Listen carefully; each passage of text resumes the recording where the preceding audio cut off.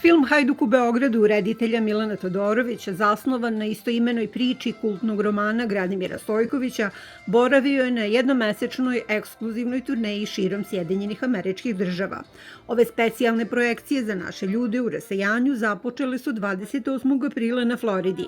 Na svim projekcijama bili su prisutni reditelj Milan Todorović, producentkinja Anabela Lacko i izuzetno talentovani mladi glumac koji u filmu igra naslovnu ulogu Todor Jovanović. To što je ta knjiga dan danas popularna je zapravo dokaz tome da su sve generacije koje su odrastale doživjele tu priču nekako univerzalno i da su svi mogli da se identifikuju sa Hajdukom i sa njegovim drugarima, roditeljima, nastavnicima i onda je to bila zapravo osnova priča, a smestivši priču u 85. godinu, što nam je bila odluka neposredno maltene pred snimanje, je donelo do toga da mi zapravo imamo jedan dosta nostalgičan film, ne možda toliko za samom Jugoslavijom, koliko za tim vremenom koje smo tada živeli. U to vreme bilo mnogo neposrednije i da su svi bili nekako bliži jedni sa drugima i mislim da je to zajedništvo koje je tada postojalo nešto što nam sada fali. Radnja filma Hajduk u Beogradu prati odrastanje dečaka Gligorija Pecikoze Hajduka, koji se sa porodicom iz malog mesta seli u Beograd, kao i njegov ulazak u legendarno odeljenje 8.5, gde se bori za priznavanje, sticanje prijatelja i gde se generalno suočava sa tinejdžerskim izazovima. Premijerno film je prikazan 12. novembra prošle godine, a od 13. se uspešno prikazuje u svim bioskopima širom Srbije. To je najgledaniji domaći film 2025. Tako da širom Srbije gostovali smo i sa decom, oni gde god bi se pojavili po Srbiji bili su kao Beatlesi. Bukvalno to je bilo vrištanje za njima, predivne su reakcije, razumela su i deca filma i odrasli, nekako je porodični film, ja to tako volim da kažem.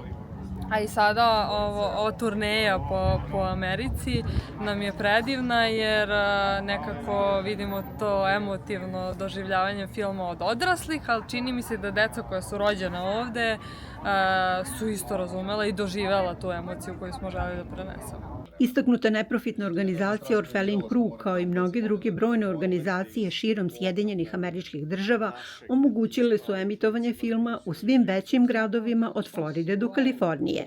Nakon svake projekcije filma, koji je preveden na engleski, bili su upriličeni susreti i razgovori, takozvani Q&A publike i autora, reditelja Milana Todorovića, producentkinja Anabela Lacko i glumca Todora Jovanovića, koji su kroz razgovor predstavili kreativni proces realizacije filmskog dela. U Čikagu su u organizaciji Serbian Timesa u 2 dana bile održane 2 projekcije početkom maja. U Njujorku je bilo verovatno najmanje ljudi, ali su stvarno svi bili oduševljeni. Evo ovdje ima dosta ljudi, sve su lepi komentari, lepo smo pričali. Juče ovdje je bilo dece iz Akademije Sveti Sava, tako.